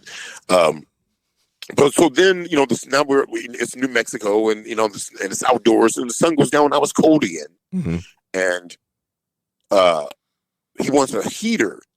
So somebody brings a heater stage right and plugs it in, and then it took out all the power from where the drum kit was all the way to my door. Anything that was plugged in went dead. Bass, whatever they had going at the drum kit, whether it was like his butt kicker or something that was supplying I guess it wasn't supplying a kick. I think he had a metronome or something. I don't remember what it was, but like basically everything from the drum kit to the edge of stage right went dead because somebody plugged. I'm like, I can't believe that this all got taken down by a space heater. That's insane. That the distro that the sound company supplied was only like a 15 amp distro, when it should have been like a 20 or 30 amp one. And plugging in anything that creates, that's something else to watch out for. Anything that generates heat or anything like that uses a lot of amperage, and it has the tendency, if you plug it into the same circuit as something else, it's gonna blow it out. Shit, that's good food for thought right there. Do that, unless you know for a fact that your thing is plugged into a different, a totally different circuit. Yeah, these idiots brought in like a 15 amp distro or something that would run in power and they plugged a space heater in, and everything went dead. Let's talk about the good times. Let's talk about the shows where like you were just able to kick back. I mean, when I thought you said good times. Yeah, good times. Let's talk about like, who treated you like, you were. I don't know how I should say this. Like you were just as important as the artist, like you were like, and I guess I'm really curious to know what type of perks did you go and receive while on tour with any like Anthrax or Slayer or whoever. Really, none. No. The Diamond stuff, Diamond, Merciful Fate, they've always treated the crew really well. I like working with those guys when I can. They always treat their people really well. We used to do this funny thing that's like a lot of the Diamond tours, like a lot of times on the King Diamond stuff, King would take off, and the band would still be on stage doing Big Rock Ending or whatever. And by the time they walked off stage, King had already left the venue. Usually there'd be a car waiting for him. Wow. And he would go from the stage directly into the car, and he would go to a hotel, and he'd get out of his makeup and everything. And the band a lot of times would be hanging out at the venue for a while. So like he'd thank the crowd and walk off the stage, and the band would be there, doing their thunderous ending, and he'd be making his way into the car. And usually by the end of the tour, he'd leave, and the band would usually wind up putting their instruments on us, and then they would like a lot of leave, or they'd be there, whatever, and we'd just be standing on the stage goofing off, and sweet picking arpeggios and doing dumb shit, just making noise. And so that was always a fun thing to do. We usually did that at the last show, whatever the last show was. We did some dumb crap like that, but they always treat everyone really well. Mm-hmm.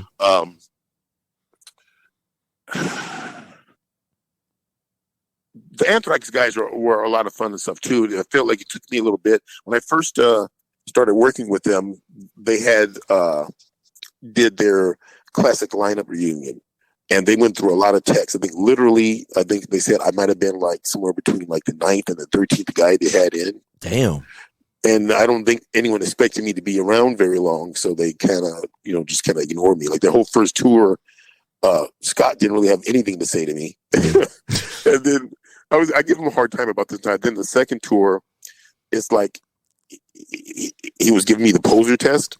Oh yeah. Like at one point, I had this Accept shirt on, and he dared me to name 4 songs from the album or something like that. He's one of those guys. Yeah, he was doing that shit to me, and. Then the third tour, maybe he'd give me a shout out on stage or something like that. They were doing the Amount to Living album. He's like, this next song we've never played, live, before this. Then you go like, Willie Gee, have we ever played this song before? And I'd be like, I'm like, no. You go, see, I told you. So that was then by the 4th time I saw them, I get greeted with a hug. So by that time, I guess he figured I was okay. But they were not looking to warm up to me at all before they figured I was going to be another guy in the revolving door. Yeah. But yeah, I really respect those guys. I have a lot of love for those guys. They're still they leave their souls on the stage every night. Like a lot of people they think they may not be, because there's so many other bands that are they're more technically intricate, or they're more evil, or they're heavier than Anthrax is. But Anthrax consistently goes out there and they do what they do, which is most important. It's like they are a very important and influential band into this whole scene. Definitely a big influence and inspiration to me. And they go out there every night and do the best they can. And they're out there. They're happy to be out there.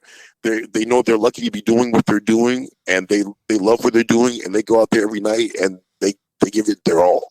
And that's why they always get my respect, and they treat everyone really well too. That's good. I'm glad to hear that, man, because I heard conflicting stories of some of the members, but that's neither here nor there.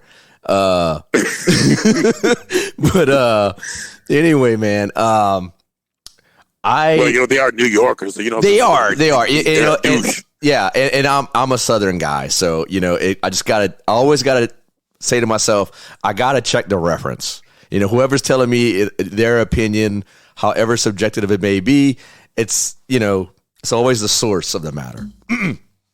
So I'm glad you cleared that. You cleared a lot of stuff up today for me and gave me a great picture of what life is like as Willie Gee. And what I like to do with every person that comes on my podcast around this time, and I know 6 albums ain't gonna cut it. I always ask people to name 6 album CDs that they can't live without, like some desert island stuff. I'm gonna ask 10 from you because I'm really, really curious of what would be your top 10. Man, are we genre hopping? Or are you talking about whatever you want? Metal records? Whatever you want. Genre hopping, metal. It's your top 10. Okay, in no particular order. Okay. The thing, I feel weird about this because I feel like there's some albums that I should mention because at one point they had a monumental impact on me, even though I may not listen to them much to this day. But it was like a milestone record for me. I'm going to go first of all with Sgt. Pepper's Lonely Heart Club Band. Because for a bunch of different reasons, but that's like a perfect album. Nevermore, Dead Heart in a Dead World. That's one of the most perfect heavy metal albums, just from songwriting, performance, production. There's nothing wrong with that record. It is perfect. Mm-hmm. I can listen to it pretty much endlessly. Wow, it's hard. It is hard to choose these. Cacophony, Speed Metal Symphony, for obvious reasons. Mm-hmm. Anthrax, Fistful of Metal. Oh, yes.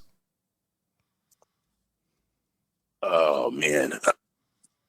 I wish I could. I'm just going to try to just stick to one album because sometimes there's more albums from the same artist. Right. I'm going to try not to do multiples because there's so many people. Wow.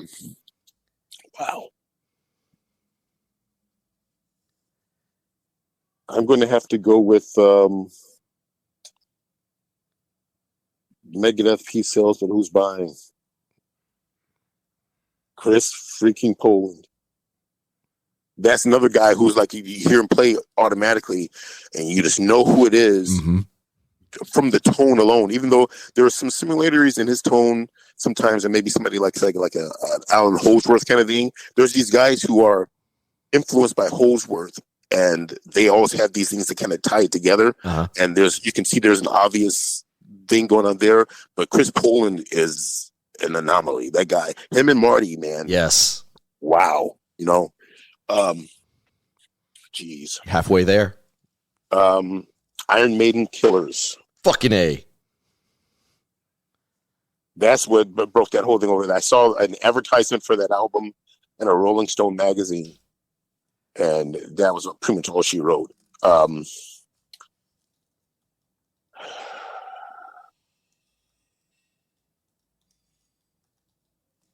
Cheap Trick Heaven Tonight. I was told myself that, I grew up watching these old East Side Kids, Bowery Boys movies, and Rick Nielsen looked like the actor Hunts Hall. If you don't know who he is, you get a chance, Google Bowery Boys Hunts Hall, and you'll see it's astounding how much he looks like this dude. And so I was sick with the flu, and an older kid next door had some like Cream or Crawdaddy magazines that he loaned me to like read. And they had a Cheap Trick article in there, and that was basically right before Heaven Tonight came out, I believe. I think they're still on In Color. And so Cheap Trick came to my radar, and then apparently they were opening for Kiss around the same time. And so I started seeing them in magazines a lot more. And he had all these fantastic guitars, and they had kind of a Beatles thing going on, but the guitars were way more punk and way more like distorted and what was basically sending me. And when I was a kid, I realized that I might never be able to be Ace Frehley, but I could definitely be Rick Nielsen. There you go. Now, I'm not saying that, the guy's a really talented songwriter and stuff like that, but to look at him, it's like, if this guy can be a guitar hero, it's weirdo with the baseball cap flipped up and the cardigan sweater with all the buttons on it, and, the bow tie and all that. It was just such a weird looking band, but they're a fantastic group. One of the best singers in rock music, and it's like these really catchy, quirky songs. I'm a huge fan to this day still. Ramones' Rocket to Russia. Oh, yes. I have a lot of good friends that would agree with you there. And myself included. I went to my junior high school library at one point, and there was like a Time magazine or a Life magazine, and they had an article that said, the Ramones, who are they and why aren't they as big as Kiss? And I was a huge Kiss fan. I'm like, why aren't they as big as Kiss? So I read this article on the Ramones and got interested, and then I got that record. I'm like, I get it. Yeah, I mean, in some circles, they are bigger than Kiss. Yeah, exactly. Two more, every really. Bit as I don't know if I'm going to say every bit as influential, but they are every bit as influential. I know that I have a good friend who's probably listening to this podcast, and Mr. Bobby Wilson there. And I was at his house, and I'm always astounded just by his collection of 8-tracks and vinyl. And he has everything related to Kiss and the Ramones. So it's like, wow. You just cannot get, you can't go wrong with either band. But I mean, I think, to me, I think, and Bobby could correct me on this, but I just think his heart probably pulls more to Kiss. But like, his rebellious side's definitely that's all Ramones. Yeah, I mean, in many ways, it's a lot more relatable. Right. But yeah, But if you're like a sci-fi or comic book reader, it's hard to deny the draw of Kiss. Exactly. Got two more. Man, two more. And it's a wrap. For Desert Island, man. Rush 2112. Ooh. Because funnily enough, I got Rocket to Russia and 2112 on the same day. Damn. Well, I can see that. They're kind of in the same. They would be in the same bin next to each other. No, I got them as a birthday gift. Oh wow, which is weird. I'm like, can you find two more different albums? No, not really though. Yeah, that's like worlds apart. Yeah, to this day I can't figure out how that happened, but yeah. I think that's one reason why I'm so mixed up right now. I get all the stuff. I didn't have a lot of albums. I talked about the whole thing about being broke all the way through school. Mm-hmm. I had my sister's stereo that she had given me. So I would listen to the same records over and over, like every Friday night or Saturday night, school thing, and put the records on. And I had, Kiss Destroyer, 2112, Rocket to Russia, I think Get the Knack, Alice Cooper, Lace and Whiskey, of all things. Hell yeah. And Robin Trower, In City Dreams on 8-track. The things. So I want to listen to this stuff all the time. It's kind of like when they said when Nirvana was in the studio trying to do Nevermind, they only had a cassette. At one side of it had Cheap Trick, Dream Police, or Heaven Tonight, and the other side had Celtic Frost and Megatherion, to the Pandemonium on it. Yeah. It's like, how much more opposite can you get? I mean, that's just wild, man. And a lot of people don't know about that. I mean, I read countless stories from Rolling Stone in regards to Nirvana, and old ex-girlfriend of mine when I was like 15 bought me the book, his like one of his the biographies or whatever, and like and he named that in the book, and I was like, dude, I mean, that doesn't get any weirder than that. That's a very I think I got one more. It's hard to. You got one more. Try to think. Was it what is it that I listen to?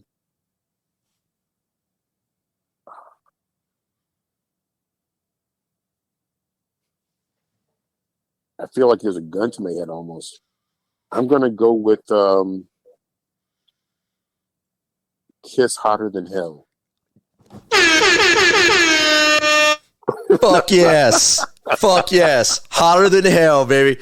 The second fucking Kiss album that I was ever exposed to. I love that. Love that. Fucking all the classics on that motherfucker. They got and Watching You. Odd production, God, it's so good.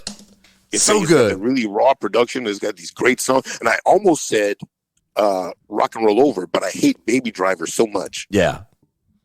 Willie Gee, I think we just became best friends.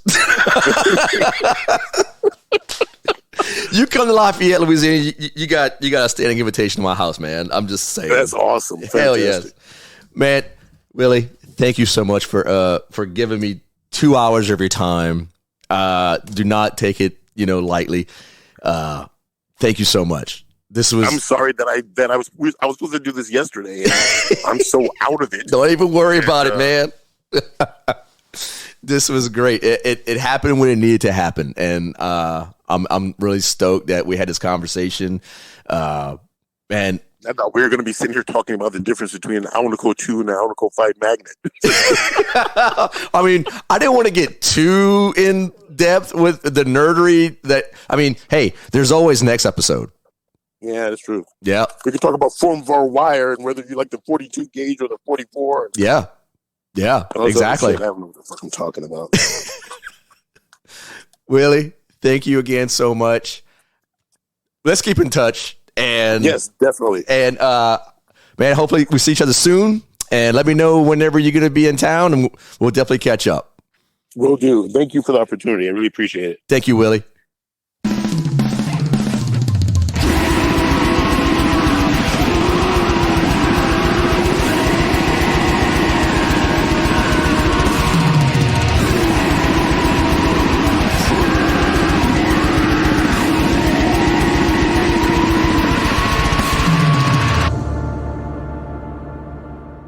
If you would like to be a guest on Tales from the Riff, email mo@talesfromtheriff.org. Or you can hit us up on Facebook, Instagram, and Twitter. Now go ahead, twist that dick.